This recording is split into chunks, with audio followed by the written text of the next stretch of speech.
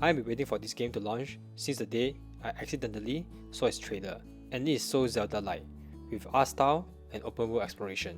I know some of you might despise the game and call it a Zelda copycat, but in my opinion, I really wish more games take this art style and approach to an open world game with such a beautiful and vibrant world. This is the first mobile-like game that I sink down my time to it, but it is technically not only a mobile game. It is a cross-platform game that you'll be able to play and sync across PC, iOS, and Android. PS4 players are on their own. One thing to note, if you get into a specific server, you won't be able to change it to another region to play with your friend without starting anew. Just a heads up. Before getting into what I like and dislike about the game, let me show you my roster to prove that I really did put in some time into the game, and I have yet to miss a day since the day it was released. I am currently era 55, but still in the process of getting my main unit to a higher talent level and artifact. The RNG for artifact farming is hell, but if you are not so picky about min-maxing your character, getting a right main stat on your artifact with 1 to 2 good substat, you are set. The character design in Genshin Impact is simply amazing. All characters are unique and lovable. Each character is excellent in its own role, and you will not find anyone underwhelming, except Amber of course. Jokes aside, all characters are viable with enough investment, and since the open world aspect of the game is easy, you can just use whatever character you like the most. In the first 1 to 2 months of the game, Jean was my reroll 5-star character, and she carried me throughout the whole game. Those 3 at the back don't even contribute much. This is saying much about how easy the game is. I slice through enemy without switching character for those sweet reaction. Elemental reaction is the core mechanic of this game, and by smartly switching between character to trigger reaction like melt, vaporize, it will significantly increase your DPS. Genshin Impact can also be called as Pyro Impact, because of how powerful Pyro has access to 1.5 times to 2 times the damage by triggering reaction, and basically melting the enemy. I didn't really experience the power of Pyro before I got Diluc, since my first and second 5-star character are Jin and Zhongli, so no reaction for me. The gameplay is simple. You got your normal attack, elemental skill, and elemental burst. Keep alternating between these and switching between your team, you get the job done. But I really recommend you all trying out different combinations using those easier to access 4-star character to fully experience the full enjoyment of Genshin Impact. One thing I would really like to try is freeze comp, but currently I don't have the resources to gear up those characters.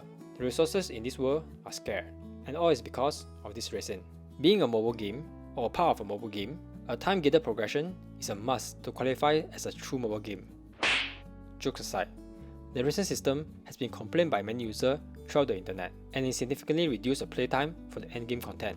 But worry not, just a few bucks or a quick credit card swipe, and bam, you have more recent, and you get progressively pricier. There are a different side of camp that support or against the system, but for me, I just wish for a slightly faster regen timer from 8 minutes to around 5 minutes, since this is mostly a single player game. Getting ahead doesn't mean much, and by reducing the timer, the player will be happier and the developer can keep on milking those rich guys and indirectly pay the game for us. The lack of reason is also the reason why I can't test different team comp, because gearing that up costs a lot and might take a month of resin to get a full team running. As for the story, there are not much to say, since it is currently in the version 1.4, where the story did not progress much, so I won't spoil it. The summary is, you are trying to find your lost sibling, and that's it.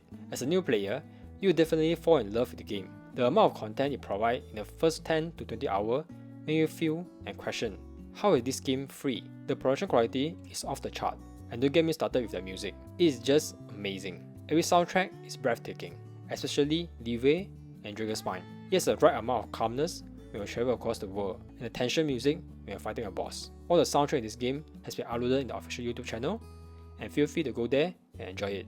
For me, as an AR55 player, there's not much else to do except clearing daily commission and using up all the accumulated resin, and sometimes clearing event or ABs.